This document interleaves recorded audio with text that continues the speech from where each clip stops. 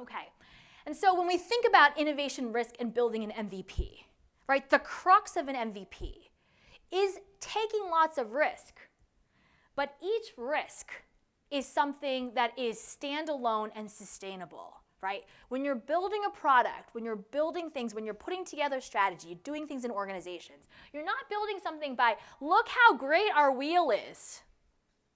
Look how great that axle is. Look how great the body of the car is. And now, magically, we're going to have a car or a product or a service that everyone's going to want.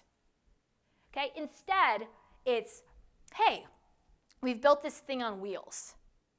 You can now exit and harvest, right? If people want your product, if you've built a Craigslist, you're done. You've crushed it, right? Or you continue to iterate. Hey, now look, we have something where you can actually hold and steer.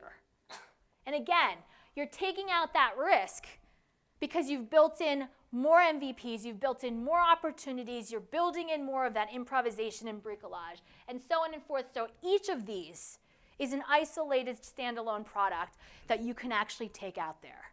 Same thing in our lives, right? How often are we putting together things in a sequential sort of thing, and nothing actually is going to work unless you get to that last piece? If you can think about it in terms of your MVPs, and each of those being a separate sort of thing, you're minimizing that risk, you're taking more chances because you're doing lots more things, and you're maximizing the innovation and the impact that you can have. So taking each of these sort of pieces as a standalone is the same as what we're doing here, is taking each of these. We follow the science, we put patients first, and so on and so forth.